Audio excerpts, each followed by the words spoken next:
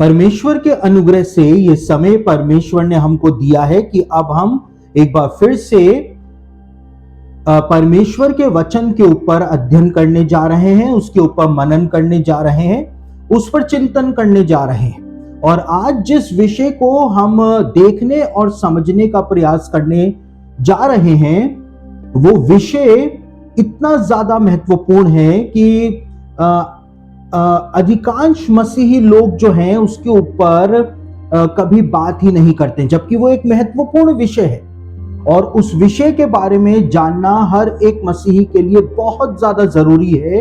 लेकिन उस विषय के ऊपर ज्यादा चर्चा इसलिए नहीं की जाती है क्योंकि अधिकांश लोगों को उस विषय के ऊपर कोई भी ज्ञान प्राप्त नहीं है, इसलिए वो उस विषय के ऊपर चर्चा करते ही नहीं।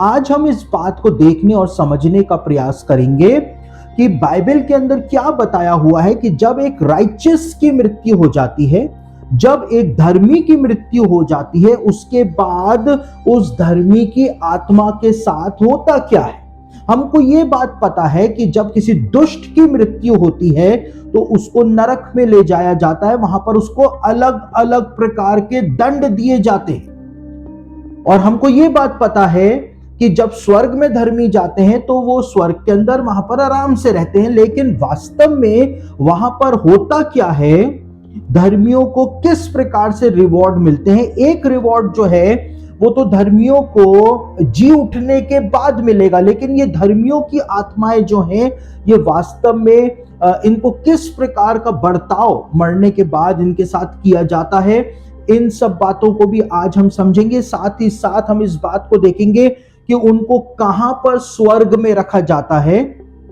साथ ही क्या वो अपने परिवार के लोगों के साथ ही, अपनी फैमिली लाइन के साथ ही वहां पर रहते हैं या वहां पर किसी और के साथ वो रहते हैं, वहां पर क्या फैमिली रीयूनियन हो जाता है या नहीं हो जाता है, इस बात को भी आज हम समझने जा रहे हैं। और जिन बच्चों की मृत्यु हो जाती है, चाहे वो किसी दुर्घटना में हो जाए, गर्भ में हो जाए, मिसकैरेज के अंदर हो जाए, तो उन बच्चों की आत्माओं का आखिर होता क्या है, हम इस बात को जानने और समझने अब जा रहे हैं। तो सबसे पहले आपको इस बात को समझना पड़ेगा कि बाइबल इस बारे में बहुत ही ज्यादा विस्तार से बताती है कि मरने के बाद इंसान की आत्मा के साथ होता क्या है। और इसीलिए बाइबल के जमाने के जो लोग थे वो गलत काम करने से डरा करते थे, और पुराने जमाने के लोग भी गलत काम करने से डरा करते थे क्योंकि उनको ये बात पता थी कि मरने के बाद क्या होता है। क्योंकि अगर आपने जीवन के अंदर गलत काम किए, आपने गलत जीवन जिया, तो आपको नरक में जाना पड़ेगा, जो कि बहुत ही भयानक है। लेकिन अगर आपने अच्छे काम किए, आपने धार्मिकता के काम किए, तो आपका रिवॉर्ड स्वर्ग में आपको मिलेगा और आप वहां पर शांति के साथ, विश्राम के साथ रहेंगे। तो बाइबल इस बारे में बता देती है। और बाइबल के जमाने के जो लोग हुआ करते थे, जरूरी नहीं है कि जो परमेश्वर को मानने वाले थे सिर्फ मैं उनकी ही बात कर रहा हूं, लेकिन बाइबल के जमाने के अंदर जो उस काल के अंदर जो लोग हुआ करते थे, उनके पास स्वर्ग के विषय में, नरक के विषय में कुछ ऐसी जानकारी मौजूद थी, उनको प्राप्त थी, जो आज हमारे पास मौजूद नहीं। उदाहरण के रूप में राजा नबूकदनेस्सर एक सपना देखता है और उस सपने के अंदर राजा नबूकदनेस्सर एक पवित्र पहरुए को, एक होली वॉचर को स्वर्ग से पृथ्वी पर उतरते हुए देखता है। वो उसको पहरुआ कहता है, उसको वॉचर कहता है, उसको स्वर्ग का दूत नहीं कहता है। यानी मैंने आपको जब स्वर्गदूतों के ऊपर स्टडी दी थी, मैंने आपको यह बात समझाई थी कि जो स्वर्गदूतों का, एंजल्स का जो रैंक होता है, उन रैंक्स में सबसे ऊपर का रैंक जो होता है वो वॉचर का रैंक होता है, जिनको परमेश्वर के पुत्र कहा जाता है। यानी कि बाइबल के जमाने के जो लोग थे उनको पता था कि कौन सा स्वर्गीय प्राणी स्वर्गदूत है, कौन सा करूब है, कौन सा सराफीम है और कौन सा पहरुआ है, यानी कि वॉचर से। यानी बाइबल के जमाने के लोगों के पास कुछ ऐसी नॉलेज थी जो आज 21वीं सदी में आकर के भी हमारे पास वो नॉलेज मौजूद नहीं है।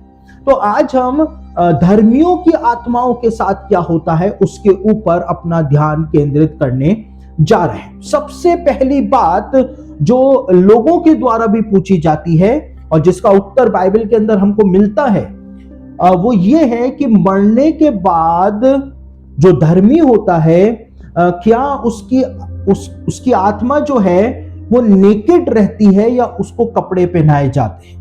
ये बात बोली जाती है, ये बात पूछी जाती है कि मरने के बाद इंसान कौन से कपड़े पहन करके दिखाई देता है।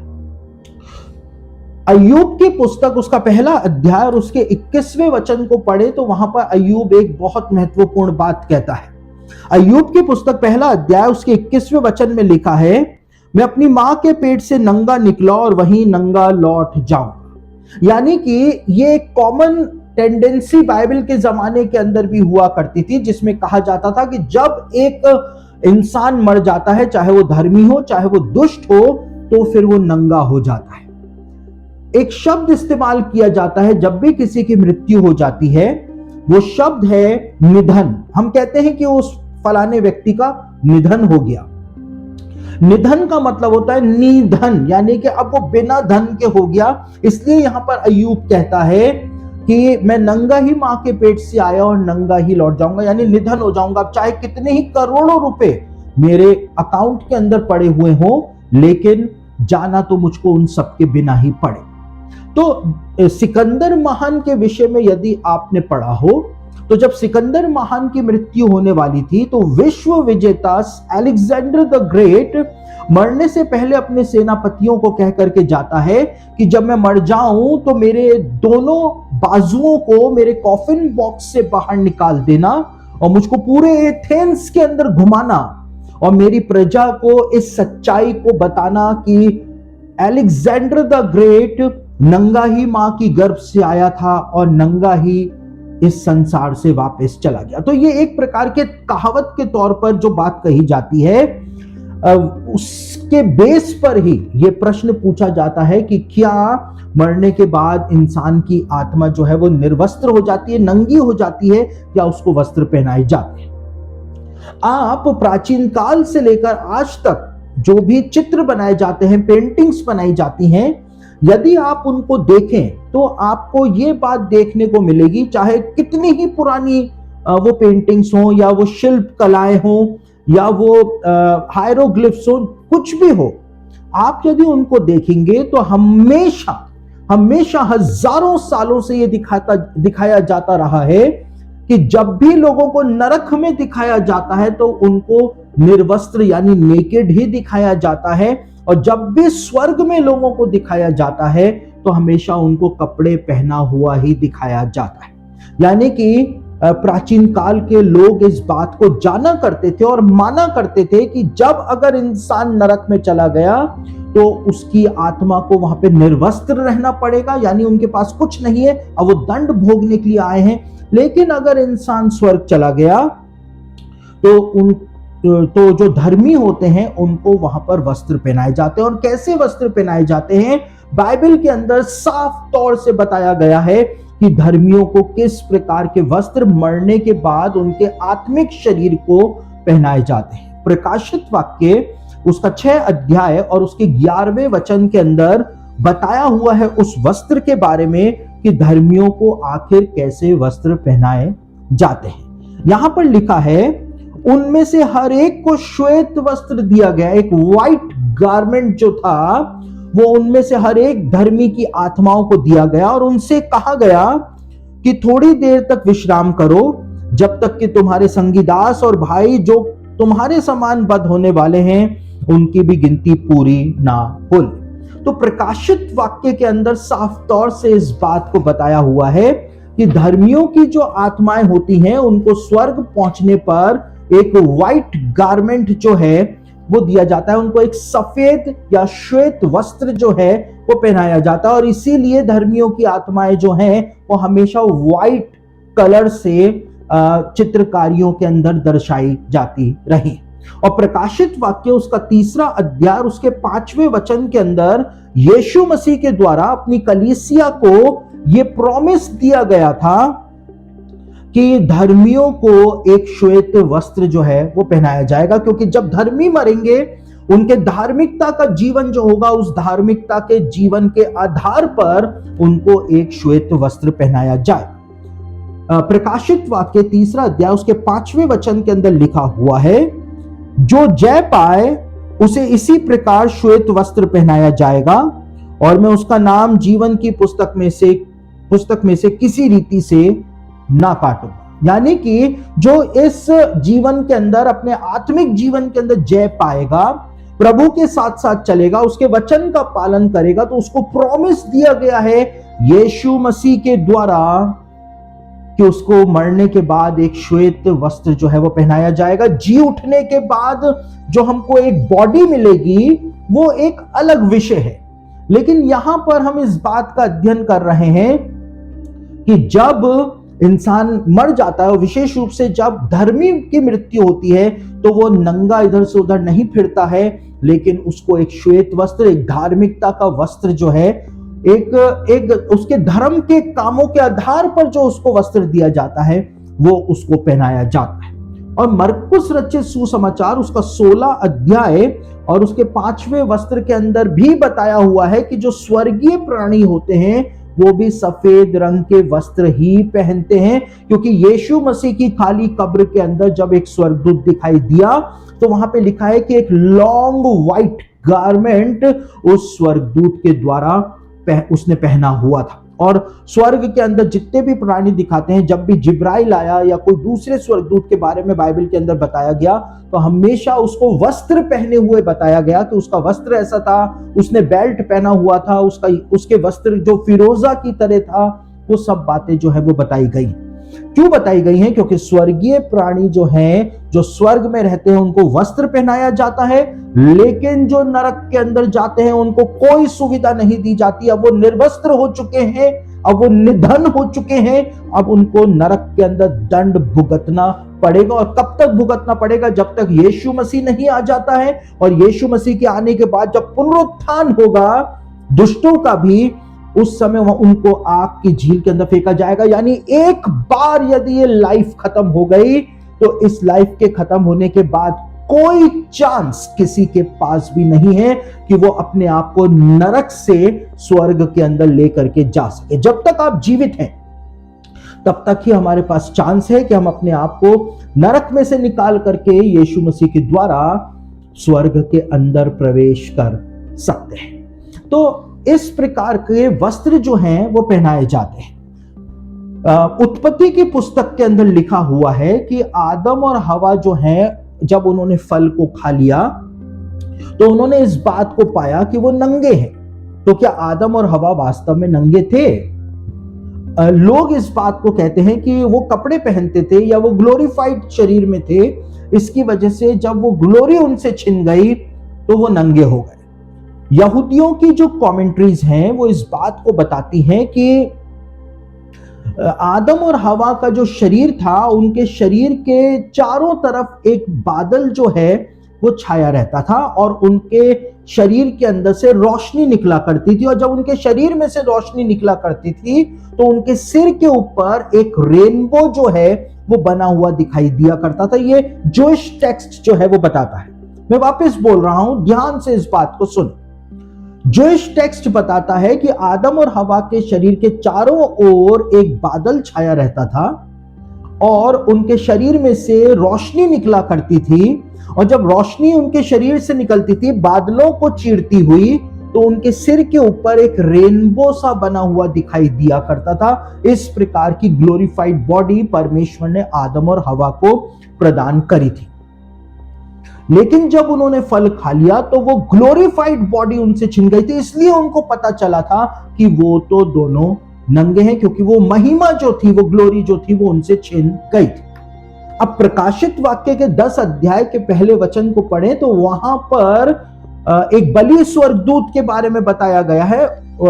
सिंबॉलिक लैंग्वेज में वहां पर यीशु मसीह की ही बात की जा रही है। और एक बलि स्वर्गदूत जब स्वर्ग से उतर रहा है तो उसको यानी यीशु मसीह को जी उठने के बाद कौन सा शरीर मिला है? यीशु मसीह को जी उठने के बाद वैसा ही शरीर मिला है जैसा कि आदम और हवा के पास हुआ करता था। कैसा हुआ करता था? वहां पे लिखा है, मैंने एक बलि स्वर्गदूत को उतरते हुए देखा और उसके सिर पर एक मेघ धनुष था, यानी एक रेनबो उसके सिर पर यूहन्ना को दिखाई देता है। यानी यीशु मसीह को जी उठने के बाद वैसा शरीर मिल गया।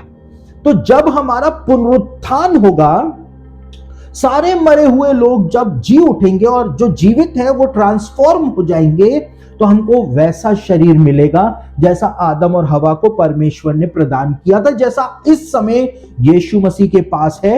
यीशु मसीह के चेहरे से इतनी किरणें निकलती हैं कि यूहन्ना प्रकाशित वाक्य में यीशु मसीह के चेहरे तक को देख नहीं पाया था, इतना प्रकाश यीशु के चेहरे से निकल रहा था। तो वो ग्लोरीफाइड बॉडी हमको मिलने वाली है। लेकिन अभी जब धर्मियों की मृत्यु हो जाती है तो उसके बाद उनको एक श्वेत वस्त्र पहनाया जाता है, जिसके बारे में बाइबल के अंदर बताया हुआ है। धर्मियों को व्हाइट गारमेंट दिया जाता है और उनको कहा जाता है कि विश्राम करो, क्योंकि तुमने बहुत परिश्रम किया है अपने जीवन में, इसलिए अब उनको विश्राम करने का टाइम जो है वो दिया जाता है। और धर्मी की मृत्यु हो जाती है, धर्मी चले जाते हैं, धर्मियों को श्वेत वस्त्र भी मिल जाता है, धर्मी वहां पर विश्राम करते हैं, फैमिली रियूनियन भी हो जाता है। और यहाँ पर हम जो उनके प्रियजन होते हैं, हम उनके लिए विलाप करते रहते हैं, हम उनके लिए दुख मनाते रहते हैं, हम रोते रहते हैं और अपने जीवन को भी हम सही रीति से नहीं जी पाते हैं। जबकि जो धर्मी चला गया वो वहां पर आनंद मनाता है, लेकिन हम लोग जो हैं, उनके प्रियजन जो हैं, हम यहाँ पर शोक मनाते रहते हैं। और इसीलिए लिखा हुआ है सबोपदेशक के अंदर कि जन्म के दिन से मृत्यु का दिन उत्तम है। जब यहूदी ज्ञानी कहते हैं जब किसी बच्चे का जन्म हो तो विलाप करना चाहिए कि अब इसको पूरे जीवन भर यहाँ पर दुख उठाना पड़ेगा, पापों का सामना करना पड़ेगा, दुष्टता का सामना करना पड़ेगा। लेकिन जब एक व्यक्ति मर जाता है तो वो इस संसार से छूट जाता है, ये पापी संसार से छूट जाता है। इसलिए सुलेमान ने लिखा है कि जन्म के दिन से तो मृत्यु का दिन ज्यादा बेहतर होता है। तो इस प्रकार से बाइबल पहले ही नजर के अंदर हमको जवाब दे देती है कि धर्मियों को मरने के बाद एक सफेद वस्त्र जो है वो पहनाया जाता है। अब जब धर्मियों की मृत्यु हो जाती है तो धर्मियों की मृत्यु होते के साथ ही उनको लेने के लिए कौन आता है?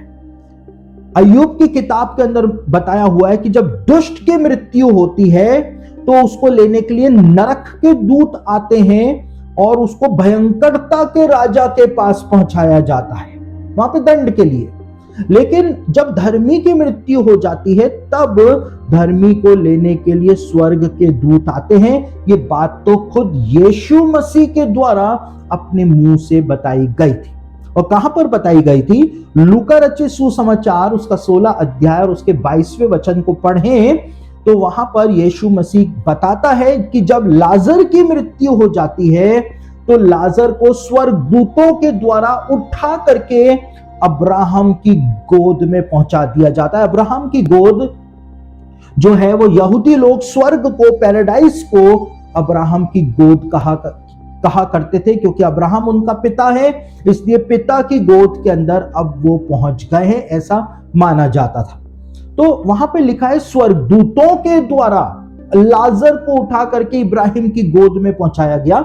स्वर्गदूतों के द्वारा यानी एक से ज्यादा की बात की जा रही है, प्लूरल में बात की जा रही है, क्योंकि वहां पे एंजल्स, स्वर्गदूतों शब्द का इस्तेमाल हुआ है, एंजल या स्वर्गदूत शब्द का इस्तेमाल नहीं हुआ है।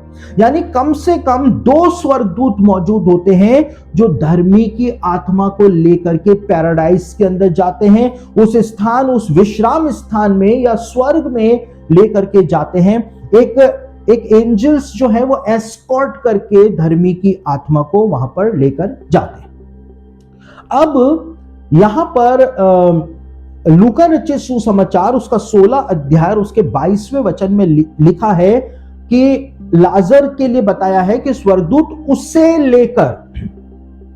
उसे लेकर के गए, यानी कि इंग्लिश में लिखा है कैरिड, दे कैरिड। तो ये ग्रीक भाषा में जो शब्द इस्तेमाल हुआ है उसे लेकर उसे लेकर के लिए ग्रीक भाषा में जो शब्द इस्तेमाल हुआ है उसका मतलब होता है कि एक लोकेशन से दूसरी लोकेशन पर ट्रांसपोर्ट कर देना। उसको ग्रीक भाषा के अंदर कैरेट जो है या उसे लेकर कहा गया है न्यू टेस्टामेंट के अंदर। यानी कि जब धर्मी मरता है, देखिए दुष्ट मरते हैं उससे पहले वो बहुत चिल्लाते हैं। मैं आपको एक बात बताऊं, हालांकि आज वो विषय नहीं है लेकिन मैं फिर भी आपको बीच में बता रहा हूं कि मैं ये नहीं कहूंगा कि वो व्यक्ति दुष्ट था या नहीं था, क्योंकि किसी का न्याय करने वाला मैं नहीं होता हूं, लेकिन जो उसका जीवन मेरे सामने था उसका जीवन बाइबल के आधारित तो बिल्कुल भी नहीं था। मैंने एक ऐसे व्यक्ति की मृत्यु को अपनी आंखों से देखा है जिसने मरने से पहले बताया, मरने के 3 महीने पहले से बताया कि रोज रात को 4 काले आदमी उसके खिड़की के ऊपर बैठ करके रात को बातचीत किया करते थे। 3 महीने पहले से ही इस बात को बताना शुरू कर दिया था। और जब उस व्यक्ति की मृत्यु हुई तो मैं वहां पर मौजूद था, क्योंकि मेरी जान पहचान के ही थे, मैं वहां पे मौजूद था। और मैंने इस बात को वहां पर देखा कि जब उस व्यक्ति की मृत्यु हुई तो उसके घर में, जिस घर में वो रहता था, जिस कमरे में उसकी मृत्यु हुई थी, उस कमरे में से मधुमक्खियां, बड़ी वाली मधुमक्खियां जो होती हैं, मधुमक्खियां निकल रही थी और उन मधुमक्खियों को मारना पड़ रहा था। और उन मधुमक्खियों को जब परिवार वाले मार रहे थे तो एक का हाथ जो है वो वॉल क्लॉक के ऊपर जाकर के लग गया, वॉल क्लॉक नीचे आकर के गिरी और जब वॉल क्लॉक पूरी तरह से टूटी फटी तो वॉल क्लॉक के अंदर से भी मधुमक्खियां निकली और पूरे घर में मधुमक्खियां हो रही थी। जैसे ही उस व्यक्ति की मृत्यु हुई, लाइट चली गई, पूरे कॉलोनी के अंदर अंधेरा हो गया। और आपको जान करके हैरानी होगी कि बाइबल के जमाने में ये मधुमक्खियां जो होती हैं या मक्खियां जो होती हैं, इनका एक देवता माना जाता था जिसको लॉर्ड ऑफ फ्लाइज कहा जाता था, जिसको बालजबूब के नाम से, जो कि दुष्ट आत्माओं का सरदार जिसको कहा जाता है, उसको मधुमक्खियों का या फ्लाइज का देवता कहा जाता था। तो वहां पर ये सब कुछ देखा, यानी कि जब किसी पापी की मृत्यु हो जाती है तो उसको लेने नरक के दूत आते हैं और उसको ले करके जाते हैं, क्योंकि लिखा है कि उसकी आत्मा को भयंकरता के राजा के पास पहुंचाया जाता है। लेकिन जब धर्मी की मृत्यु होती है, देखिए रिवॉर्ड तो मिलेगा, चाहे इस जीवन में ना मिले, लेकिन जो अनंत जीवन है वो शुरू हो जाएगा मरते के साथ ही, तो रिवॉर्ड तो मिलता है। दुनिया के अंदर अंधेर हो सकता है लेकिन परमेश्वर के राज्य में कभी अंधेर नहीं है, वहां पर उजियाला ही उजियाला है और परमेश्वर बिना पक्षपात के न्याय करता है। तो स्वर्गदूत लेकर के जाते हैं और स्वर्गदूत पैराडाइज के अंदर उनको लेकर के जाते हैं, एक एंजल्स एस्कॉर्ट करके वहां पर लेकर के जाते हैं, एक लोकेशन से, पृथ्वी से उठा करके दूसरी लोकेशन पर वो उसको ट्रांसपोर्ट कर देते हैं, स्वर्ग में उसको पहुंचा देते हैं। अब बाइबल के जमाने के अंदर एक प्रथा जो है या एक परंपरा जो है वो प्रचलित हुआ करती थी यहूदियों में।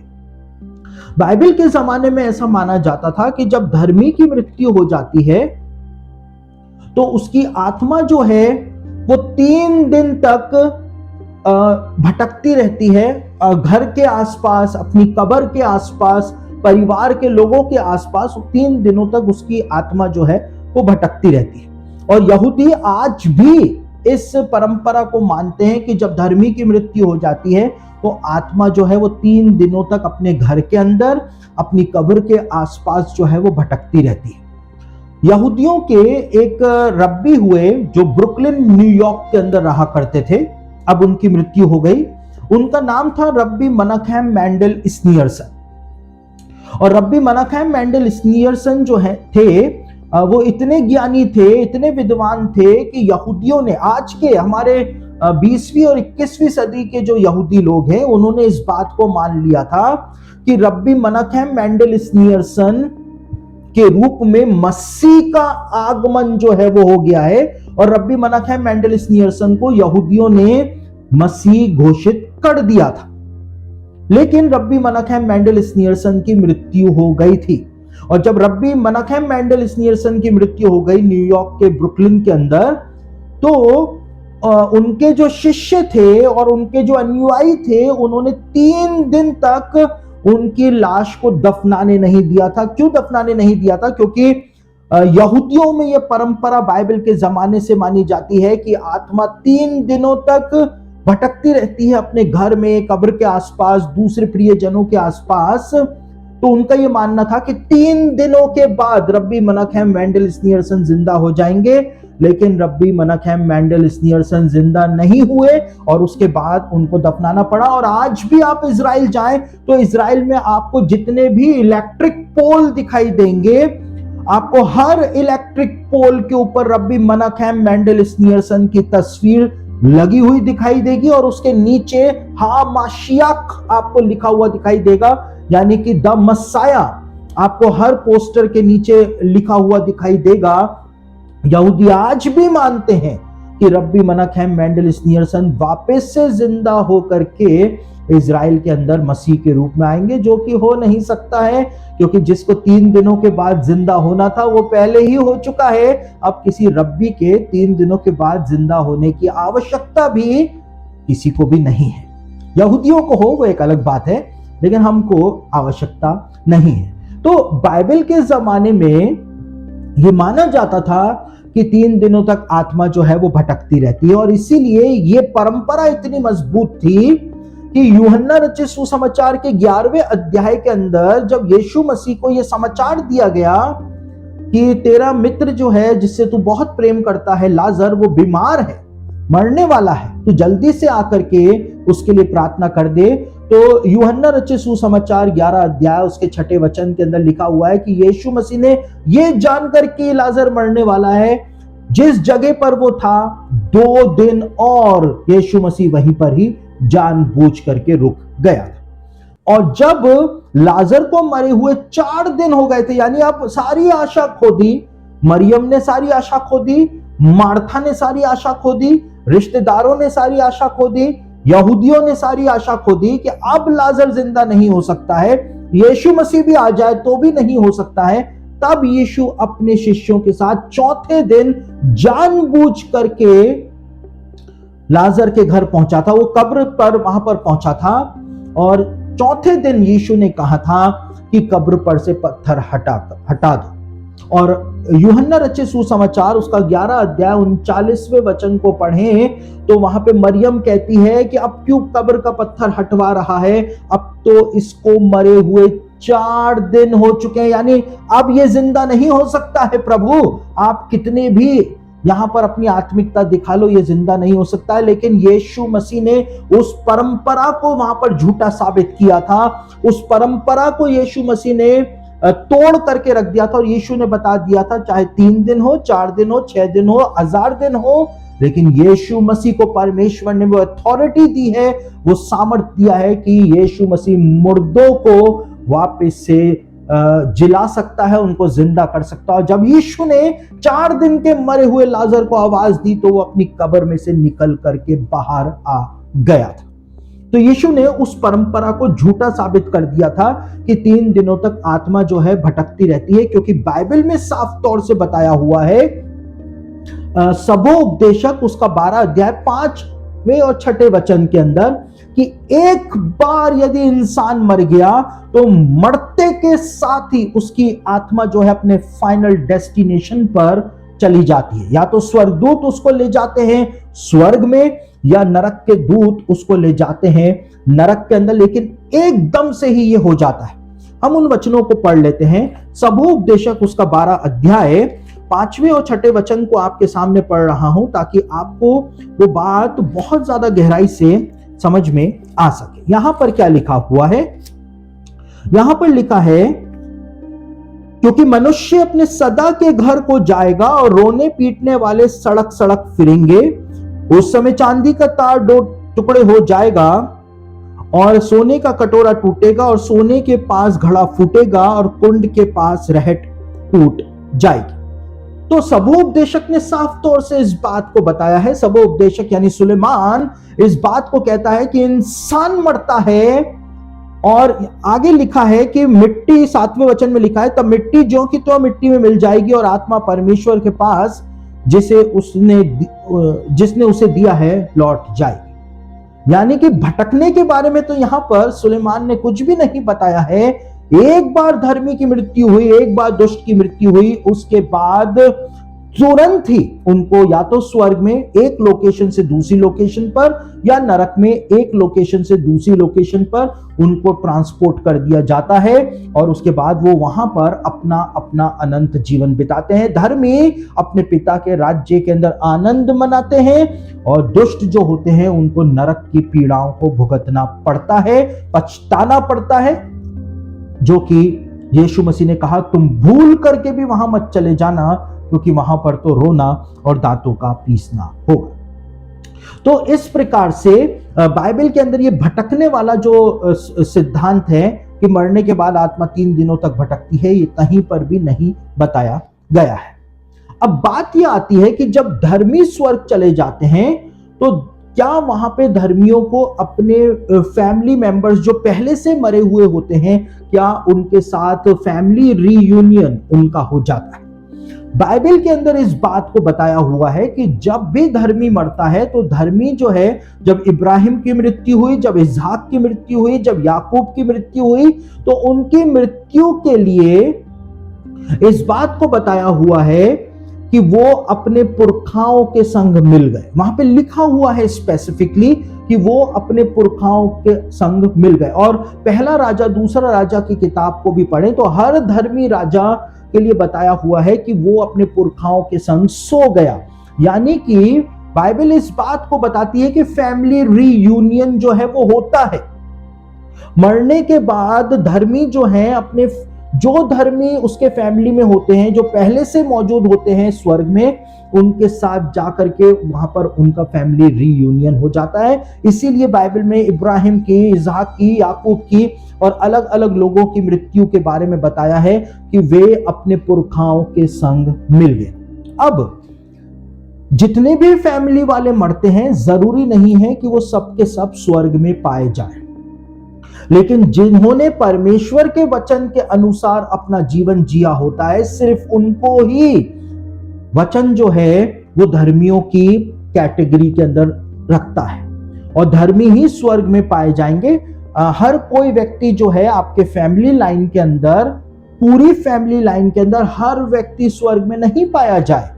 इसका एक उदाहरण हम यीशु मसीह की वंशावलियों से भी समझ सकते हैं, क्योंकि यीशु मसीह की वंशावली को जब हम पढ़ते हैं तो बीच बीच में से जिसने पाप किया उसको यीशु मसीह की वंशावली में से हटा दिया गया और उसकी जगह दूसरे जो उससे नीचे का था उसको बीच में फिट कर दिया गया। उदाहरण के रूप में यीशु मसीह की जो वंशावली लूका रचित सुसमाचार में दी हुई है उसमें सुलेमान का नाम नहीं है, क्योंकि सुलेमान ने पाप किया था, सुलेमान ने परमेश्वर को छोड़ दिया था, इसलिए सुलेमान का नाम नहीं है। और दाऊद का जो दूसरा बेटा था नातान, उसका नाम वहां पर ऐड किया गया, यानी सुलेमान को हटा दिया गया, नातान को ले आया गया और इस प्रकार से फैमिली लाइन जो है वो कंटिन्यू हो गई और आगे यीशु मसीह तक आ गई। और उसी प्रकार से स्वर्ग में भी होता है कि जो दुष्टता करता है, जो पाप करता है, जो परमेश्वर के खिलाफ जीवन जीता है, उसको हटा करके उसके बाद वाला जो धर्मी होता है उसको उस फैमिली लाइन में लगा दिया जाता है और इस प्रकार से स्वर्ग के अंदर फैमिली रीयूनियन होता है। सारे धर्मियों का रीयूनियन जो है वो स्वर्ग के अंदर हो जाता है और सारे दुष्टों का फैमिली रीयूनियन नरक के अंदर हो जाता है। ये बात बाइबल के अंदर बताई हुई है। अब धर्मियों को, जब धर्मी स्वर्ग चले जाते हैं तो वहां पर उनको रहने के लिए निवास स्थान दिए जाते हैं। आलीशान घर जो है, आलीशान जगह जो है, विश्राम स्थान जो है वो दिए जाते हैं। हमको कैसे पता? यीशु मसीह ने एक झलक हमको बताई थी। यूहन्ना रचित सुसमाचार उसका 14 अध्याय उसके दूसरे वचन में यीशु मसीह अपने शिष्यों को कहता है कि मेरे पिता के घर में बहुत से रहने के स्थान हैं, यदि ना होते तो मैं तुमको बोल देता। तो मेरे पिता के घर में बहुत सारे रहने के स्थान हैं। यीशु मसीह ने इस बात को तो बता ही दिया था, मैं जाता हूं, आता हूं, तुमको अपने साथ लेकर के जाऊंगा। यीशु ने इस बात को भी बोल दिया था। तो स्वर्ग के अंदर रहने के बहुत सारे स्थान हैं। देखिए, एक नॉन बिब्लिकल किताब है, नॉन कैनोनिकल किताब है, जिसको बुक ऑफ इनोक के नाम से जाना जाता है। और बुक ऑफ इनोक के अंदर एक बहुत महत्वपूर्ण बात बताई हुई है। हालांकि कई सारे लोग बुक ऑफ इनोक को फर्जी कहते हैं, कई सारे बुक ऑफ इनोक को श्रापित कहते हैं, लेकिन हनोक, जिसके बारे में हम पढ़ते हैं कि परमेश्वर ने उसको जीवित ही स्वर्ग पर उठा लिया था, हनोक ने अपनी पुस्तक के अंदर स्वर्ग के बारे में एक ऐसी बात बताई है जो यीशु मसीह के द्वारा कही गई इस बात को समझने में बहुत ज्यादा सहायक हो जाती है। हनोक की पुस्तक के 39th चैप्टर के 3 से लेकर 10 वचन को जब हम पढ़ते हैं, 39 चैप्टर के 3 से लेकर 10 वचन को पढ़ते हैं, तो वहां पर हनोक कहता है कि जब मैं स्वर्ग गया तो मैंने देखा वहां पर कि धर्मियों को परमेश्वर कहां पर रखता है। यह हनोक वही था जो स्वर्ग जाता था, आता था, स्वर्ग जाता था, आता था, और एक बार जब परमेश्वर ने इसको बुलाया तो उसके बाद परमेश्वर ने इसको भेजा ही नहीं।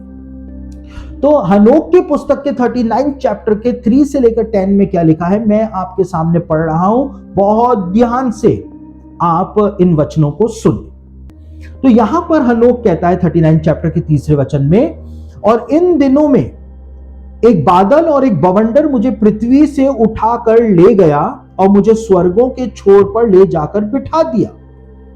वहां मैंने दूसरा दर्शन देखा, पवित्र और धर्मी के निवास स्थान। अब हनोक कह रहा है, मैंने वहां पर क्या देखा, मैंने देखा पवित्र और धर्मी लोग जो है उनके निवास स्थानों को परमेश्वर ने स्वर्ग में मुझको दिखाए। और क्या दिखाए, यहां मेरी आंखों ने उनके निवास स्थानों को स्वर्गदूतों के साथ और उनके निवास स्थानों को पवित्र लोगों के साथ देखा। सारे पवित्र स्वर्गदूतों के साथ रहते हैं, सब एक साथ ही रहते हैं, क्योंकि सब पवित्र हैं, सब धर्मी हैं। और मनुष्य के संतानों के लिए उन्होंने पूछा, मध्यस्थता और प्रार्थना की, और मेरे सामने धार्मिकता जल के समान बहने लगी और पृथ्वी पर दया ओस के समान, इसलिए वह उनके मध्य हमेशा है। फिर 6 वचन में हनोक कहता है, और इन दिनों में मेरी आंखों ने देखा कि न्याय और विश्वास के चुने हुओं का स्थान कैसा होगा। जो न्याय और विश्वास के द्वारा परमेश्वर जिनको चुन लेता है अपने लिए और जो धार्मिकता में जीवन बिताते हैं, मैंने देखा और मैं बता रहा हूं कि उनका निवास स्थान कैसा होगा, कहां पर उनको रखा जाएगा। और यहां पर लिखा है, और मैंने आत्माओं के प्रभु यानी परमेश्वर के पंखों तले उनके निवास स्थान देखे, यानी वो स्वर्ग में हैं, और सारे धर्मी और चुने हुए जलती हुई ज्योति के समान चमक रहे थे, और उनके मुंह आशीषों से भरे थे, और उनके होठ आत्माओं के प्रभु के नाम की स्तुति करते थे, और उसके सामने से धार्मिकता कभी समाप्त नहीं होगी। अब वो आगे कहता है कि मैंने वहां पर रहने की इच्छा की, मैं भी उन निवास स्थानों में रहना चाहता था। आलीशान बंगले वहां पर बने हुए होंगे, चमचमाती ज्योति के अंदर धर्मी रह रहे होंगे। कि हनोक ने कहा, मैं वापस नहीं लौटना चाहता हूं पृथ्वी पर, मैं यहीं पर ही रहना चाहता हूं, और मेरी आत्मा ने उस निवास स्थान में की इच्छा की, यहां पहले से मेरा भाग है। वो हनोक कहता है, मेरा भी भाग यहां पर है, यानी हर एक धर्मी का भाग स्वर्ग के अंदर है। जब धर्मी वहां पर जाते हैं तो धर्मियों को श्वेत वस्त्र पहनाया जाता है, एंजल्स उनको लेकर के जाते हैं। उनका स्वागत किस प्रकार से किया जाता होगा हमको नहीं पता, हम सिर्फ इमेजिन कर सकते हैं। लेकिन जब वहां पे जाते हैं तो उनको रिवॉर्ड के तौर पर उनका भाग, बहुत बड़ी प्रॉपर्टी हो सकती है, हमको नहीं पता, कोई छोटा प्लॉट हो सकता है, हमको नहीं पता, कोई आलीशान फ्लैट हो सकता है, हमको नहीं पता, कोई एक विला हो सकता है, हमको नहीं पता, कोई बहुत आलीशान बंगला हो सकता है, कोठी हो सकती है, हमको नहीं पता, लेकिन स्वर्ग में धर्मियों का भाग होता है। हनोक कहता है, हनोक को हनोक का भाग भी दिखाया गया कि जब तू स्वर्ग आएगा तो ये प्रॉपर्टी जो है वो तेरी है, तू इस निवास स्थान के अंदर यहां पर रहेगा।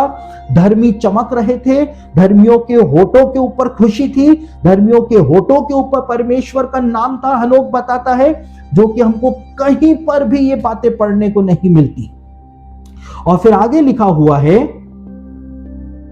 कि मैंने वहां पर रहने की इच्छा की, यहां पहले से मेरा भाग है, क्योंकि आत्माओं के प्रभु ने इसको मेरे संबंध में स्थापित किया। यानी आत्माओं के प्रभु ने, परमेश्वर ने पहले से ही मेरा भाग रखा हुआ है। और आगे लिखा है, इन दिनों में मैंने आत्माओं के प्रभु के नाम को आशीषों और स्तुति से धन्य कहा और प्रशंसा की, क्योंकि आत्माओं के प्रभु ने अपनी अच्छी इच्छा के अनुसार मुझे आशीषों और महिमा के लिए नियुक्त किया। यानी वो परमेश्वर के लिए बता रहा है कि परमेश्वर ने अपनी अच्छी इच्छा के अनुसार मुझको आशीषों और महिमा के लिए ठहराया है कि जब मैं स्वर्ग जाऊंगा मुझको और आशीषें मिलेंगी और महिमा मुझको मिलेगी। परमेश्वर ने पहले से ही हनोक को दिखा दिया था। और 10वें वचन के अंदर हनोक कहता है, लंबे समय तक मेरी आंखें उस स्थान को देखती रही जो प्रॉपर्टी, स्वर्ग में जो भाग हनोक के लिए पहले से ठहराया गया था और जहां पर धर्मी लोग रहते हैं बड़े बड़े जगहों पर, उनको ये देखता ही रहा स्वर्ग के अंदर। और मैं यह कहकर उसकी स्तुति करता और उसको धन्य कहता रहा, धन्य है वो और वह आदि से अनंत काल तक धन्य रहे। वो परमेश्वर की स्तुति करता है कि क्या ब्राइट फ्यूचर परमेश्वर ने धर्मियों के लिए रखा है। लेकिन इस संसार के पापों की वजह से, इस संसार की लालसाओं की वजह से जो धर्मी होता है वो कभी कभी अपने उस ब्राइट फ्यूचर के ऊपर ठोकर मार देता है। तो धर्मियों को इस प्रकार के जो मेंशंस हैं या बड़ी प्रॉपर्टी जो है, आलीशान बंगले जो हैं या बहुत ही महिमा के निवास स्थान जो हैं, वो धर्मियों को स्वर्ग में दिए जाते हैं। धर्मियों का रिवॉर्ड होता है। उसके बाद बाइबल के अंदर एक और बात धर्मियों के विषय में बताई हुई है।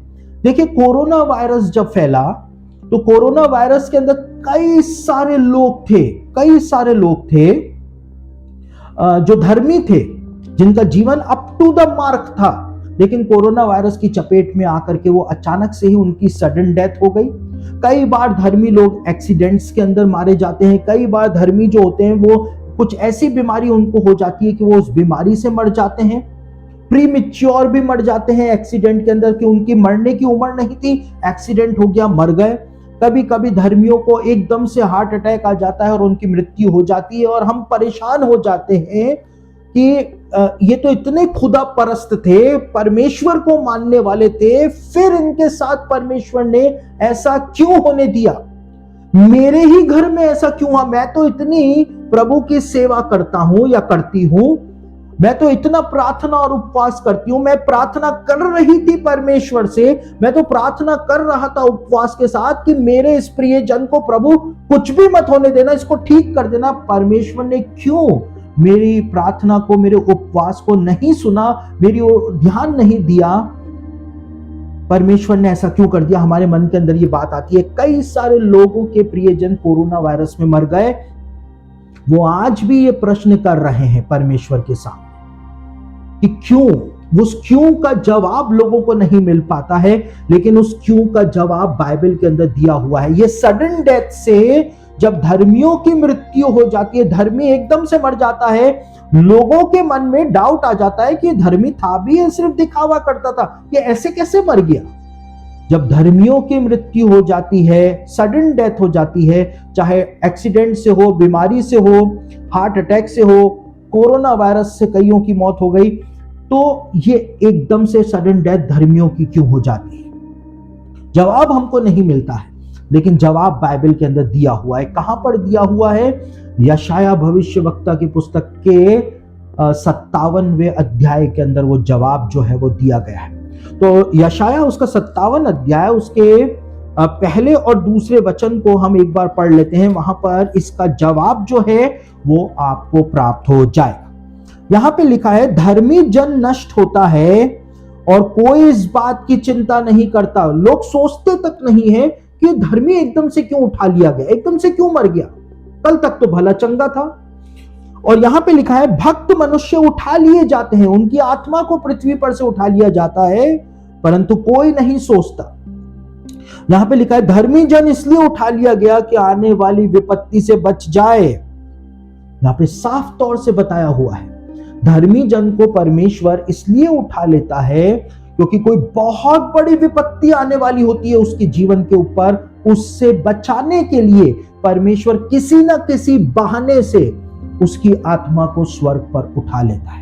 दूसरे वचन में लिखा है, वह शांति को पहुंचता है। वो आप स्वर्गीय निवास स्थानों में पहुंच गया। जो सीधी चाल चलता है वह अपनी खाट पर विश्राम करता है। जो सीधी चाल चलने वाले जो लोग होते हैं उनकी भी सडन डेथ हो जाती है। क्यों? क्योंकि परमेश्वर को पता है कि फ्यूचर में क्या होने वाला है, इसलिए परमेश्वर धर्मियों की आत्माओं को अपने पास विपत्ति आने से पहले बुला लेता है। तो यदि आपके धर्मी जनों की बीमारी के द्वारा, एक्सीडेंट के द्वारा, कोरोना वायरस के द्वारा, हार्ट अटैक के द्वारा या अन्य किसी भी माध्यम से सडन डेथ हो गई, आप आज भी परेशान हैं, सवाल का जवाब आपको नहीं मिल रहा है, तो यहां पर परमेश्वर ने वो जवाब दिया हुआ है कि क्यों परमेश्वर ऐसा होने देता है, क्यों उसने आपकी प्रार्थनाओं को नहीं सुना, क्यों उसने आपके उपवास नहीं देखे, आपके आंसुओं को उसने नहीं देखा। क्योंकि परमेश्वर जो है वो कभी गलती नहीं कर सकता है। परमेश्वर को पता है कि इस परिवार के साथ ऐसा हो जाएगा। अगर मैंने हस्तक्षेप नहीं किया, परमेश्वर उस व्यक्ति को पहले से ही अपने पास बुला लेता है, उसको शांति देता है, उसको विश्राम देता है। हम यहाँ पे रोते पीटते रहते हैं और जो चला गया वो वहां पर आनंद मनाता रहता है। लिखा है हनोक ने, धर्मियों के होठों से निरंतर प्रभु की स्तुति होती रहती है, उनके चेहरों पर परमेश्वर का आनंद होता है। हनोक ने इस बात को अपनी किताब के अंदर बताया हुआ है। तो परमेश्वर कभी कभी धर्मियों को सडन डेथ के द्वारा अपने पास बुला लेता है, लेकिन परमेश्वर ये इनजस्टिस जो होता है इसको भी बिल्कुल भी बर्दाश्त नहीं करता है।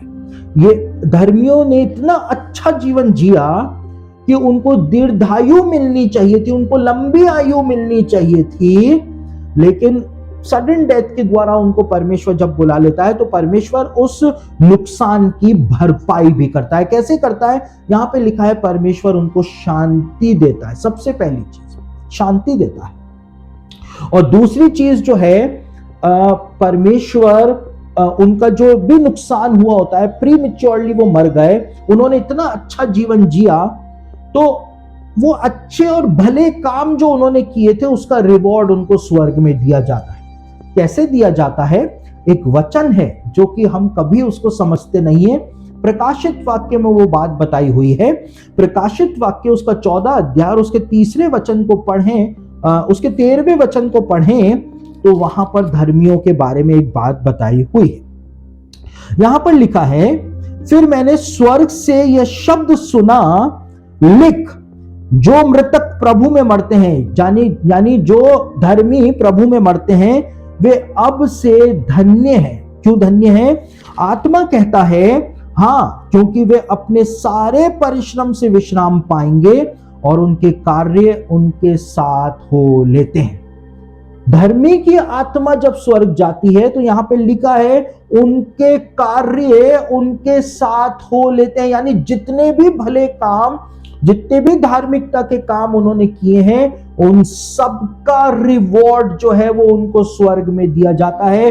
परमेश्वर ये इनजस्टिस जो है वो होने नहीं देता है, क्योंकि धर्मी कहेगा कि प्रभु मैंने इतने भले काम किए, आपने मुझको मेरे परिवार से इतना जल्दी अलग कर दिया। परमेश्वर उसकी भरपाई करता है, शांति और विश्राम देता है, साथ ही साथ उसने जो जीवन जिया होता है उसका रिवॉर्ड भी उसको दिया जाता है। तो इस प्रकार से बाइबल के अंदर बताया हुआ है कि धर्मियों की मृत्यु के बाद उनके साथ होता क्या है। अब हम एक बहुत महत्वपूर्ण विषय के ऊपर अपना ध्यान केंद्रित करने जा रहे हैं।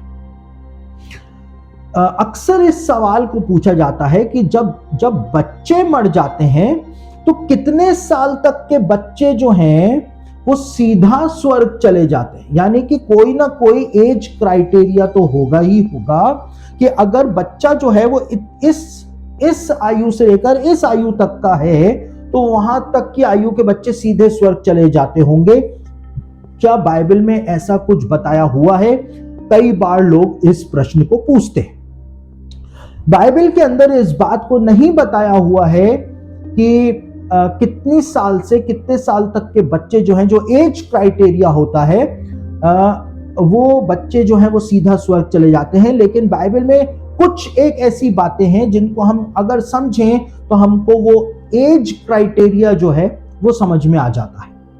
यहूदियों के अंदर बाइबल के जमाने से ऐसा माना जाता रहा है कि 12 साल तक की आयु के बच्चे जो होते हैं, यदि उनकी मृत्यु हो जाती है किसी भी कारण से, तो वो बच्चे सीधा स्वर्ग चले जाते हैं, क्योंकि यहूदी कल्चर के अंदर 12 साल तक के बच्चे को इनोसेंट माना जाता है। और इसीलिए जब यहूदी बच्चे, चाहे लड़का हो या लड़की हो, जब वो 12 साल की आयु के हो जाते हैं, तो फिर यहूदियों के अंदर एक प्रथा की जाती है, एक कस्टम है। जब लड़का 12 साल की आयु पूरी कर लेता है तो एक कस्टम होता है जिसको बार मित्सवा के नाम से जाना जाता है, और जब लड़की 12 साल की आयु पूरी कर लेती है तो वो कस्टम जो है उसको बैत मित्सवा के नाम से जाना जाता है। और ये बार मित्सवा और बैत मित्सवा जो होते हैं, इसका मतलब ये होता है कि अब ये 12 साल की आयु का हो गया है, अब ये इसके बाद जो भी डिसीजन लेगा, जो भी काम करेगा, तो उसका लेखा इसको परमेश्वर को देना पड़ेगा। अब इसके माँ बाप की जिम्मेदारी जो है इसके जीवन के प्रति वो खत्म हो चुकी है। हम देखते हैं लूका रचित सुसमाचार और उसके दूसरे अध्याय के 42वें वचन में, ल्यूक 2:42 के अंदर हम इस बात को देखते हैं कि जब यीशु मसीह 12 साल का हो गया तो यूसुफ और मरियम के द्वारा उसको यरूशलेम लाया गया था, ताकि उसके लिए बार मित्सवा की जो रस्म हुआ करती थी उसको पूरा किया जा सके। और ये बार मित्सवा, बैत मित्सवा की जो रस्में होती हैं, इनको यहूदी आज भी फॉलो करते हैं, आज भी मनाते हैं। और जब लड़का या लड़की 12 साल की हो जाती है तो वो जैसे बारात होती है, ऐसी बारात लेकर के यरूशलेम के अंदर आते हैं। हम अभी दिसंबर के महीने में और फरवरी के महीने में जब हम यरूशलेम के अंदर थे, तो वहां पे बार मित्सवा की जो रस्में थी वो निभाई जा रही थी। यहूदी बच्चों को लेकर के आया जा रहा था जो 12 साल के हो गए थे, जैसे बारात आती है वैसे उनको लेकर के आया जा रहा है।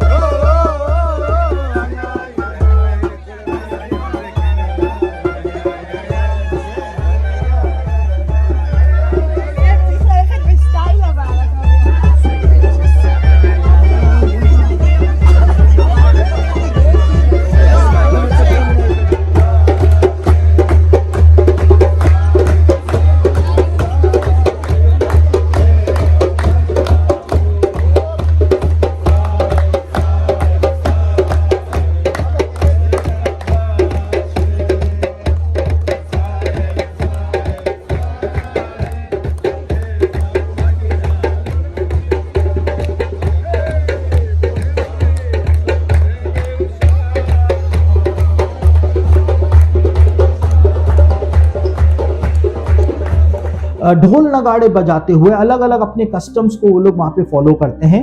तो एक खुशी का दिन भी माना जाता है और बच्चे के लिए ये जिम्मेदारी का समय माना जाता है कि अब वो जो कुछ भी करेगा उसका हिसाब उसको परमेश्वर को देना पड़े।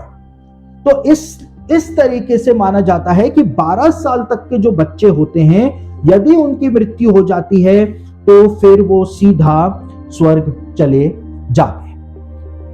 उदाहरण के रूप में अमेरिका के अंदर एक प्रचारक थे जिनका नाम था रेवरेंड थियो कार्टर। और रेवरेंड थियो कार्टर का एक बेटा था, 9 साल का बेटा था। मेरी बात को बहुत ध्यान से सुने, क्योंकि हम जब तक उन टेस्टिमनीज को नहीं समझेंगे तब तक हम आगे की बात को नहीं समझ पाएंगे। रेवरेंड थियो कार्टर का जो बेटा था, 9 साल का बेटा जो था, उसका नाम था चार्ल्स। और चार्ल्स एक दिन जब अपने घर के बाहर खेल रहा था तो एक ट्रक जो है वो चार्ल्स को कुचल करके चला जाता है और चार्ल्स की मृत्यु हो जाती है। 1947 में रेवरेंड थियो कार्टर का बेटे चार्ल्स की मृत्यु हो जाती है। अब 1990 के अंदर जब रेवरेंड थियो कार्टर की वाइफ का हार्ट की सर्जरी चल रही होती है, तो ऑपरेशन टेबल के ऊपर ही रेवरेंड कार्टर की वाइफ जो है वो मर जाती है हार्ट की सर्जरी के दौरान। और उसके बाद जब उनको मुर्दा घर ले जाया जा रहा होता है तो 21 मिनट बाद, मृत्यु के 21 मिनट के बाद रेवरेंड कार्टर की वाइफ जो है वो वापस से जिंदा हो जाती है। ये अमेरिका के अंदर एक बहुत बड़ी टेस्टिमनी मानी जाती है, जिसको उस जमाने में नेशनल टेलीविजन के ऊपर भी दिखाया गया था, बताया गया था। तो बहुत बड़ी टेस्टिमनी मानी जाती है। और ये 21 मिनट तक जो रेवरेंड कार्टर की वाइफ की मृत्यु हो गई थी, उनको क्लिनिकली डेड घोषित कर दिया गया था। तो इन 21 मिनट में उनकी वाइफ बताती हैं कि वो स्वर्ग गई थी, और जब वो स्वर्ग पहुंची तो वहां पर उनको जोर से एक आवाज आई, मॉम। और जब उन्होंने पलट के देखा तो वहां पर चार्ल्स जो था वो दूसरे बच्चों के साथ खेल रहा था, और चार्ल्स 9 साल का ही था। 1947 में उसकी मृत्यु हुई थी, और 1990 में जब वो स्वर्ग का उन्होंने एक अनुभव लिया तो चार्ल्स उस समय 9 साल का ही था। और उसके बाद मां ने अपने बेटे से पूछा कि वो यहाँ पर क्या कर रहा है, तो चार्ल्स ने बताया कि मैं यहाँ पर जो बच्चे हैं उनके साथ ही खेलता रहता हूँ, मजे करता रहता हूँ।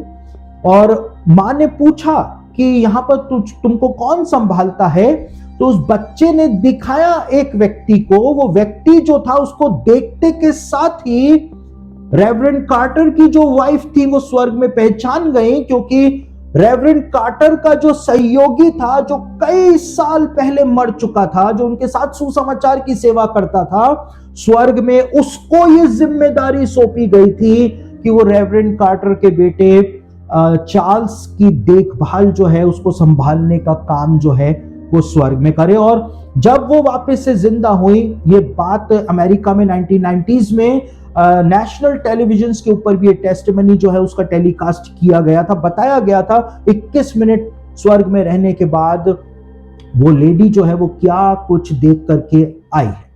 तो जब बच्चों की मृत्यु हो जाती है तो मृत्यु होने के बाद स्वर्ग में बच्चे जब चले जाते हैं और वहां पर जो पहले से ही मरे हुए जो प्रियजन होते हैं उनको ये जिम्मेदारी सौंपी जाती है कि इन बच्चों का जो देखभाल है वो उन व्यक्तियों के द्वारा किया जाएगा जो उस परिवार के घनिष्ठ हैं या परिवार वाले हैं। यदि आपके परिवार में किसी बच्चे की मृत्यु हो गई, चाहे गर्भ के अंदर हो गई, मिस कैरेज हो गया, तो आपके पहले से मरे हुए जो प्रियजन है, आपकी फैमिली लाइन जो स्वर्ग में है, उनको ये जिम्मेदारी सौंप दी जाएगी। हो सकता है आपके माता पिता इस समय स्वर्ग में हो सकता है आपके दादा दादी इस समय स्वर्ग में हो, नाना नानी स्वर्ग में हो, तो वो जिम्मेदारी जो है बच्चे की आत्मा को संभालने की वो उनको वहां पर सौंप दी जाती है। और जब धर्मी वहां पर पहुंचता है उसके बाद धर्मी को वो बच्चा जो होता है वो सौंप दिया जाता है, जैसा कि टेस्टिमनीज के अंदर हमको समझने को मिलता है। अब जो बच्चे गर्भ के अंदर ही मर जाते हैं या मिस कैरेज हो जाता है, मान लीजिए 7वें 8वें महीने में 9वें महीने में बच्चा जो है गर्भ के अंदर मर गया, या कुछ समय के बाद कंसीव हुआ और मिस कैरेज होकर के बच्चा जो है वो मर जाता है, तो ऐसा माना जाता है कि वो बच्चा जो है वो खत्म हो गया, नाश हो गया। लेकिन ऐसा नहीं होता है। सबोपदेशक उसका 11 अध्याय और उसके 5वें वचन को पढ़ें तो हमारी हिंदी के बाइबल के अंदर एक ट्रांसलेशन एरर है, लेकिन आप इंग्लिश के अंदर पढ़ेंगे या हिब्रू के अंदर पढ़ेंगे तो वो बात आपको और भी ज्यादा गहराई से समझ में आएगी, क्योंकि सबोपदेशक उसका 11 अध्याय और उसके 5वें वचन के अंदर लिखा है। हिंदी के बाइबल में से आपको पहले पढ़ के बता रहा हूं। जैसे तू वायु के चलने का मार्ग नहीं जानता। अब यहां पे वायु के चलने का मार्ग जो शब्द इस्तेमाल हुए हैं, आप इंग्लिश में पढ़ेंगे या हिब्रू में पढ़ेंगे तो वहां पे लिखा है जैसे तू स्पिरिट का मार्ग नहीं जानता है। वायु के चलने का नहीं, लेकिन जैसे तू स्पिरिट का मार्ग नहीं जानता और किस रीति से गर्भवती के पेट में हड्डियां बढ़ती हैं, वैसे ही तू परमेश्वर का काम नहीं जानता जो सब कुछ करता है। तो इंग्लिश में और हिब्रू में लिखा है कि जैसे स्पिरिट का मार्ग कोई नहीं जानता है और जैसे गर्भवती के पेट में हड्डियां बढ़ती हैं, यानी जिस समय फीटस का डेवलपमेंट होता है गर्भ के अंदर, उस समय भी आत्मा जो है वो फीटस के अंदर मौजूद रहती है। यानी कि आत्मा जो है वो उसी समय से गर्भ के अंदर आ जाती है जिस समय एक स्त्री अपनी गर्भ के अंदर बच्चे को कंसीव कर लेती है। और बाइबल के अंदर ये मिसकैरेज शब्द जो है ये इस्तेमाल नहीं किया गया है, लेकिन बाइबल के अंदर मिसकैरेज की जगह स्टिल बॉर्न शब्द का इस्तेमाल किया गया है, जिसका मतलब होता है हिंदी में अधूरे समय का जन्मा। स्टिल बॉर्न शब्द का इस्तेमाल किया गया। और कई बार मिसकैरेजेस हो जाते हैं, कई बार किसी किसी महिला के 5-5, 6-6, 7-7, 8-8 मिसकैरेजेस हो जाते हैं। तो ऐसा नहीं है कि उसने अपने बच्चे को हमेशा के लिए खो दिया, क्योंकि ये जीवन तो छोटा सा है। चाहे जितने भी मिसकैरेजेस आपके हुए हैं वो सारे के सारे बच्चे जो हैं वो आपको स्वर्ग में मिल जाएंगे, सारे के सारे मिल जाएंगे। कैसे होगा ये सब कुछ वो तो मैं आपको बताता हूं, लेकिन उससे पहले हम 1-2 वचनों को पढ़ लेते हैं। अय्यूब की पुस्तक उसका 3 अध्याय उसके 16 से लेकर 19 वचन के अंदर कुछ बहुत महत्वपूर्ण बात इन्हीं अधूरे समय के जन्मे बच्चे जो होते हैं, जिनका मिसकैरेज हो जाता है या जो गर्भ के अंदर ही मर जाते हैं, उनके बारे में बताया हुआ है। अय्यूब की पुस्तक उसका 3 अध्याय 16 से लेकर 19 वचन आपके सामने पढ़ रहा हूं। यहां पे लिखा है, या मैं असमय गिरे हुए गर्भ के समान होता या ऐसे बच्चों के समान होता जिन्होंने उजियाले को कभी देखा ही ना हो। उस दशा में दुष्ट लोग फिर दुख नहीं देते और थके मांदे विश्राम पाते हैं। उसमें बंदी एक संग सुख से रहते हैं और परिश्रम कराने वाले का शब्द नहीं सुनते। उसमें छोटे बड़े सब स्वतंत्र रहते हैं। देखिए, बच्चे भी स्वर्ग में रहते हैं। ये बात यहां पर अय्यूब ने बताई है। यहां पे लिखा है छोटे बड़े सब वहां पर रहते हैं और दास अपने स्वामी से स्वतंत्र रहता है। तो यहां पर अय्यूब जो है वो स्टिल बॉर्न यानी जिनका मिसकैरेज हो जाता है, जो गर्भ में मर जाते हैं, अधूरे समय का जन्म जो होता है या असमय गिरे हुए गर्भ के समान मिसकैरेज जिनका हो जाता है, उनकी बात यहां पर करता है। और यहां पर वो इस बात को कहता है कि कोई भी ऐसा इन्फेंट जो होता है, जो गर्भ में होता है, यहां पे लिखा है उसने उजियाले को कभी देखा नहीं होता, यानी इस पृथ्वी की जो दुष्टता है उसके अंदर वो कभी सहभागी नहीं होता है, यानी वो इनोसेंट है। और आगे लिखा है कि उसमें बंदी एक संग सुख से रहते हैं, यानी कि उनको विश्राम दिया जाता है।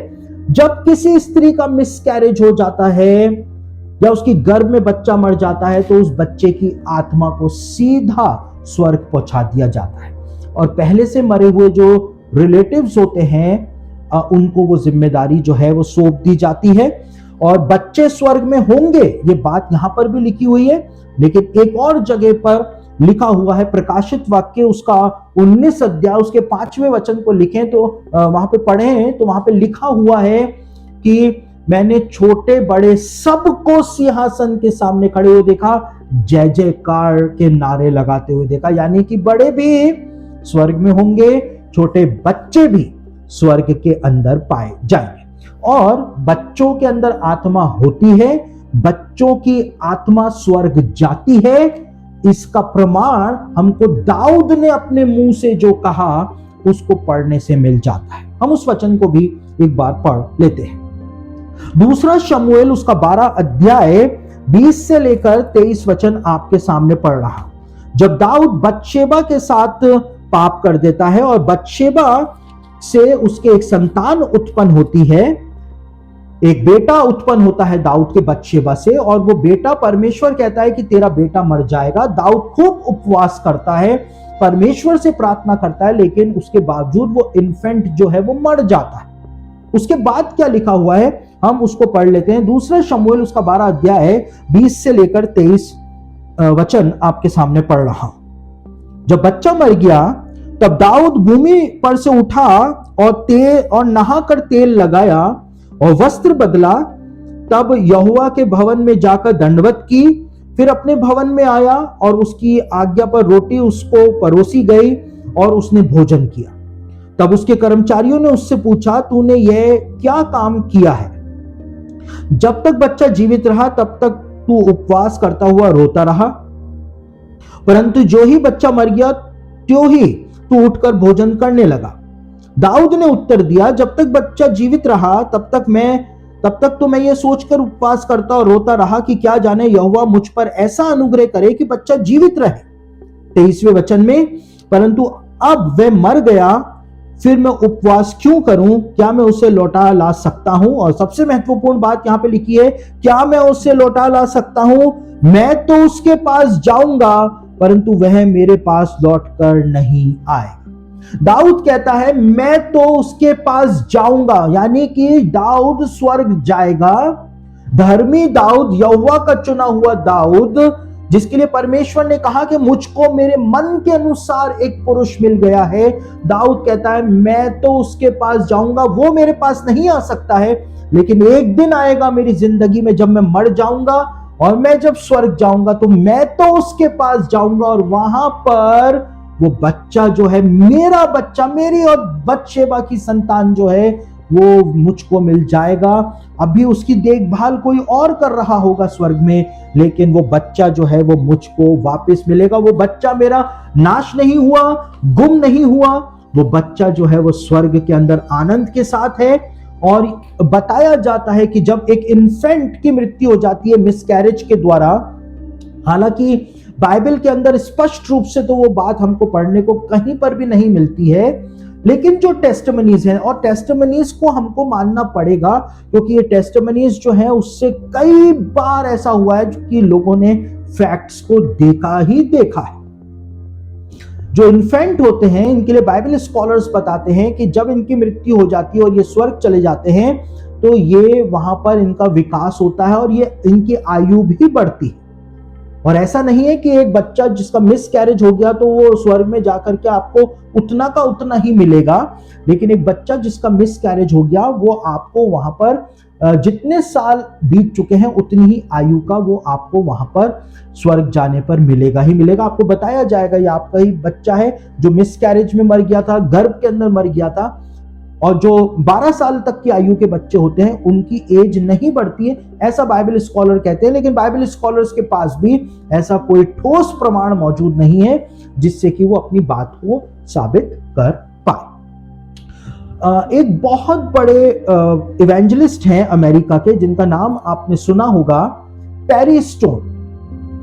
और पैरी स्टोन अपनी एक किताब के अंदर इस बात को बताते हैं कि उनकी पत्नी जो है, जिनका नाम है पाम, वो कहते हैं पाम जब प्रेग्नेंट थी तो कुछ 2-3 महीने के बाद, 2-3 महीने नहीं, मेरे ख्याल से 1.5 या 2 महीने के बाद पाम का एकदम से मिसकैरेज हो गया। पैरी स्टोन ने अपनी किताब में लिखा है।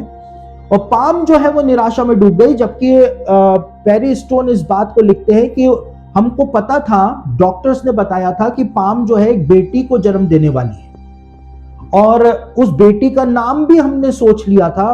पैरी स्टोन इस बात को कहते हैं, और हमने कहा था कि हम उस बेटी को इस नाम से पुकारेंगे। और जब उसका मिस कैरेज हो गया तो उनकी पत्नी जो थी वो निराशा के अंदर डूब गई कई सालों तक।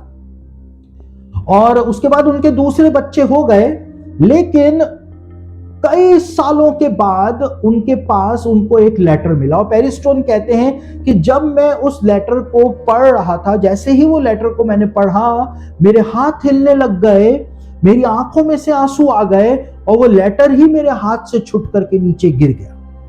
पैरी स्टोन ने अपनी किताब में लिखा है कि एक लेडी ने, जो कि कैलिफोर्निया में रहती थी और जिसको पता भी नहीं था कि पाम का कभी मिसकैरेज हुआ था, किसी को पता ही नहीं, क्योंकि हमारे पास तो वो कहते हैं बहुत सारे बच्चे हैं। और उस लेटर के अंदर उसने लिखा था कि वो लेडी जो थी उसको नियर डेथ एक्सपीरियंस हुआ था हॉस्पिटल में। और नियर डेथ एक्सपीरियंस का मतलब होता है कि मृत्यु के कुछ समय के बाद वापस से जिंदा हो जाना, जो कि मेडिकल साइंस भी मानती है कि ऐसा होता है। और वो लेडी ने लेटर के अंदर लिखा था, जो पैरी स्टोन को शायद सिर्फ नाम से ही जानती हो, क्योंकि वो बहुत बड़े इवेंजलिस्ट हैं, किसी से शायद बात भी नहीं करते होंगे, मिलते भी नहीं होंगे। तो उस लेडी ने लिखा कि जब मैं हॉस्पिटल में थी और जब मेरी मृत्यु हो गई और मैं मृत्यु के कुछ देर के बाद वापस से जिंदा हुई, तो इस अंतराल के अंदर मैं स्वर्ग गई थी। और जब मैं स्वर्ग में थी मैंने बहुत सारे लोगों को वहां पर देखा, लेकिन वहां पर एक सुंदर सी लड़की जो थी वो मुझको दिखाई दी। और उससे मैंने उसका नाम पूछा और मैंने कहा कि तुम कौन हो? तो उसने अपना नाम ये बताया। पैरी स्टोन ने वो नाम लिखा है, मैं भूल रहा हूं उस नाम को। और उससे पूछा कि तुम कौन हो, तो उसने कहा मैं पैरी स्टोन जो कि अमेरिका का प्रचारक है, मैं उसकी बेटी हूं, और वही नाम बताया। और पैरी स्टोन कहते हैं कि उस लेडी को यह तक नहीं पता कि पाम का कभी मिसकैरेज हुआ था। उसको कैसे पता चला कि पाम और मैंने हमारी जो बेटी होने वाली थी उसका नाम ये सोचा था। पैरी स्टोन कहते हैं मेरे हाथ हिलने लग गए, मेरी आंखों में से आंसू बहने लग गए, और वो पत्र ही मेरे हाथ से छूट करके गिर गया। पैरी स्टोन ने अपनी किताब में लिखा है कि इन्फेंट जब गर्भ के अंदर मर जाते हैं तो स्वर्ग के अंदर उनका देखभाल की जाती है और स्वर्ग के अंदर वो बड़े होते रहते हैं। और जब हम स्वर्ग जाएंगे, पैरी स्टोन कहते हैं, तो मुझको और पाम को, हमारी जो बेटी जिसका मिसकैरेज हो गया था, वो परमेश्वर के द्वारा हमको वापस सौंप दी जाएगी। तो आपको भी निराश होने की जरूरत नहीं है।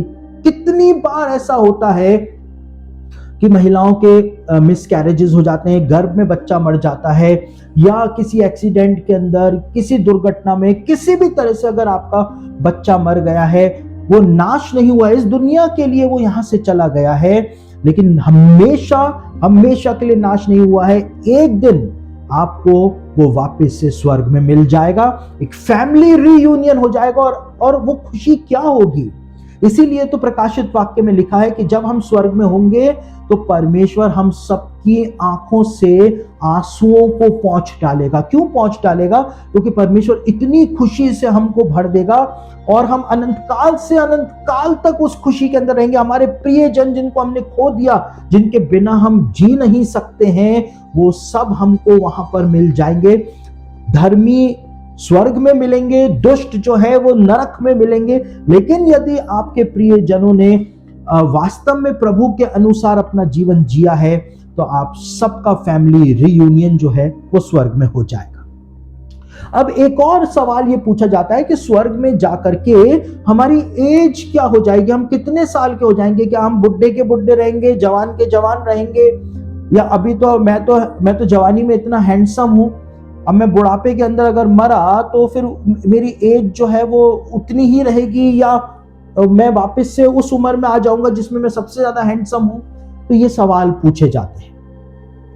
और ऐसा माना जाता है बाइबल स्कॉलर्स के द्वारा भी कि जब इंसान स्वर्ग जाता है, धर्मी की आत्मा जब स्वर्ग जाती है, चाहे 80 साल का धर्मी की मृत्यु हुई हो, 90 साल के धर्मी की मृत्यु हुई हो, लेकिन स्वर्ग जाने पर उनकी आयु जो है वो 30 साल की हो जाती है। ऐसा बाइबल स्कॉलर्स मानते हैं, बाइबल में कहीं नहीं बताया गया है।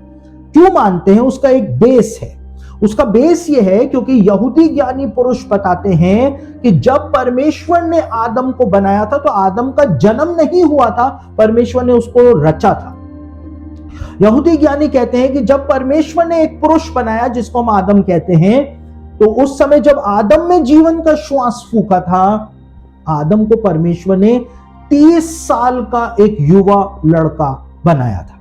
और इसीलिए आदम की जो एज है उसके अंदर आपको 30 बार बार दिखाई देगा। आदम जब 130 साल का हुआ, आदम 930 साल का होकर के मरा, तो इसलिए वो 30 जो फिगर है उसको अलग से दिखाया जाता है, क्योंकि यहूदी ज्ञानी कहते हैं कि आदम को परमेश्वर ने जब बनाया था तो 30 साल का एक युवा लड़के के रूप में उसको बनाया था। बाइबल में हम पढ़ते हैं कि जो लड़के, जवान लड़कों को याजकों के लिए चुना जाता था, तो जरूरी होता था कि याजक बनने के लिए जिस लड़के को लाया जा रहा है वो 30 साल की आयु का ही हो। उसके बाद उत्पत्ति की पुस्तक उसका 41 अध्याय उसके 46वें वचन में बताया है कि जब यूसुफ को मिस्र का प्रधानमंत्री बनाया गया, उस समय वो 30 वर्ष की आयु का ही था। उसके बाद राजा शाऊल के लिए बताया हुआ है, पहला शमूएल उसका 13 अध्याय उसके पहले वचन में, कि जब शाऊल को राजा बनाया गया इजराइल का, उस समय वो 30 वर्ष की आयु का था। जब दाऊद को इजराइल का राजा बनाया गया तो दूसरा शमूएल 5 अध्याय उसके 4 वचन में बताया हुआ है कि दाऊद उस समय 30 साल की आयु का था। और जब यीशु मसीह ने अपनी सेवकाई करना प्रारंभ करी, उपदेश देना प्रारंभ किया, यीशु मसीह 20 साल में भी वो काम कर सकता था, उसको इतना रुकने की जरूरत नहीं थी। लेकिन आदम का पैटर्न जो है वो बाइबल के अंदर फॉलो किया जाता है। परमेश्वर ने 30 साल के एक युवा को बनाया था, कुछ सोच समझ करके बनाया होगा, बाइबल स्कॉलर्स कहते हैं। परमेश्वर ने देखा होगा उस आयु को कि ये आयु परफेक्ट है परिपूर्णता के लिए, इसलिए यीशु मसीह भी 30 साल तक की आयु का होने का रुका था और उसके बाद यीशु ने अपनी सेवकाई प्रारंभ करी थी। लूका रचित सुसमाचार 3 अध्याय उसके 23वें वचन के अंदर इस बात को बताया गया है। तो जब हम स्वर्ग जाएंगे या जब धर्मियों की मृत्यु हो जाती है और धर्मी जब स्वर्ग चले जाते हैं तो वहां पर उनको श्वेत वस्त्र दिया जाता है, वहां पर उनको मेंशंस दिए जाते हैं, प्रॉपर्टी दी जाती है, रिवॉर्ड्स दिए जाते हैं, उनको विश्राम स्थानों में उनका निवास स्थान होता है, वो अपने वो परमेश्वर के आनंद से परिपूर्ण रहते हैं और साथ ही साथ उनकी आयु जो है वो 30 साल के सेगमेंट के अंदर आ जाती है और वो 30 साल के युवा हो जाते हैं।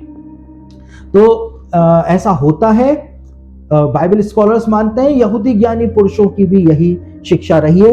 लेकिन बाकी अगर आपको और भी जानना हो तो उसके लिए रुकना पड़ेगा जब तक कि हम खुद स्वर्ग नहीं चले जाते। उसके बाद ये बोला जाता है कि यदि सब 30 साल के युवा हो जाएंगे तो हम जब स्वर्ग जाएंगे तो अपने परिवार वालों को वहां पर पहचानेंगे कैसे।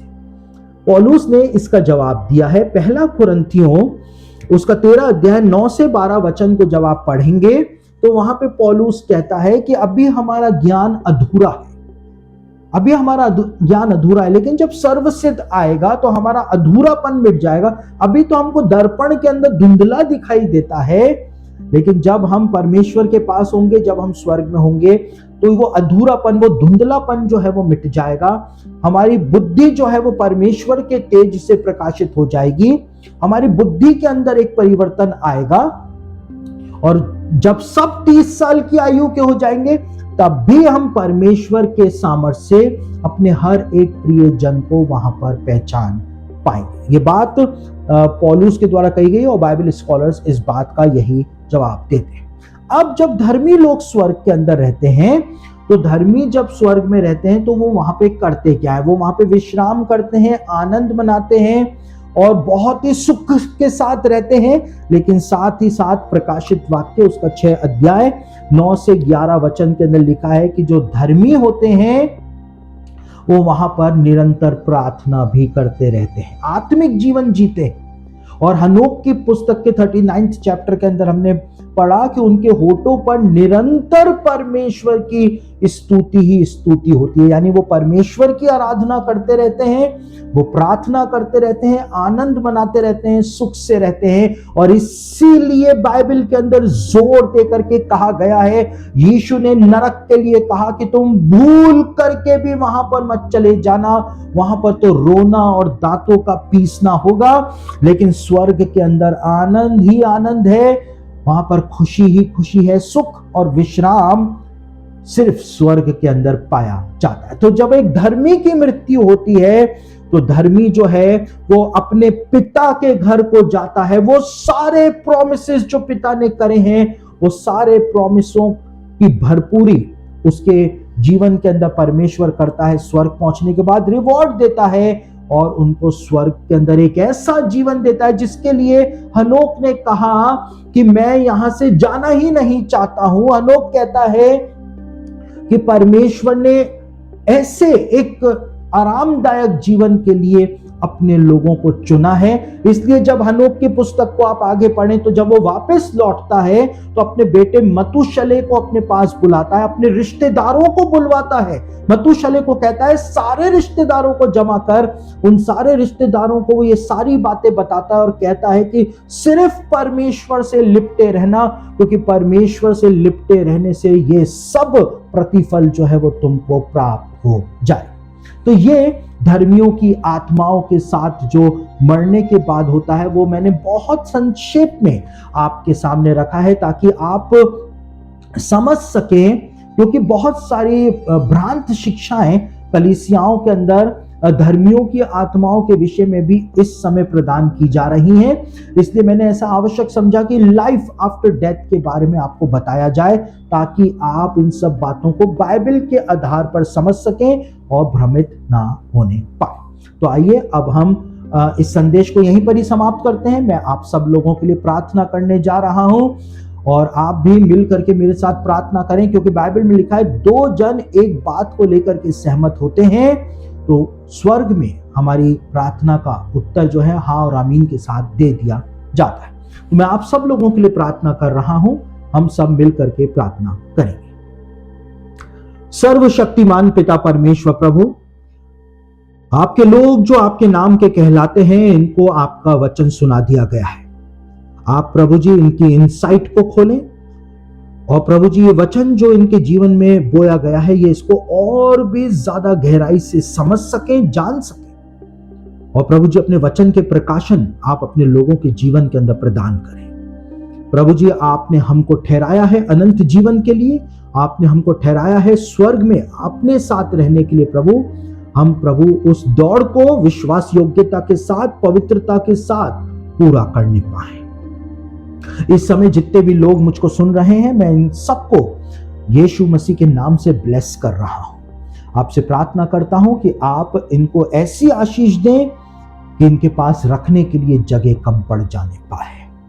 प्रभु जी आप हर प्रकार की आशीषों से इनके जीवनों को परिपूर्ण कर दें, अपनी महिमा को दिखा दें। प्रभु इनको स्वस्थ शरीर दें, एक हेल्दी जीवन इनको मिलने पाएगा। प्रभु आपसे प्रार्थना करता हूं कि प्रभु आपकी आशीषों के सोते आप अपने लोगों के लिए खोल दें। एक बहन इस समय मुझको सुन रही है जिसका नाम है रश्मि, और रश्मि नाम की ये बहन जो है, इसके घर में आज राशन नहीं, घर में खाने के लिए कुछ भी नहीं, आटा भी नहीं। और मेरा वचन सुनते समय वो अपने मन में परमेश्वर से बहुत सारी बातें बोल रही। परमेश्वर रश्मि से कहता है कि जैसा परमेश्वर ने एलिया के लिए प्रबंध किया था, 1 घंटे के अंदर ही अंदर रश्मि के परिवार के लिए वैसा ही प्रबंध होने जा रहा है। प्रभु आप अपनी महिमा और अपने सामर्थ को प्रकट कर दें। प्रभु जी इस परिवार को आपने देखा, इनके दुख को आपने देखा, आपकी आशीषें यहां पर उतरने पाए।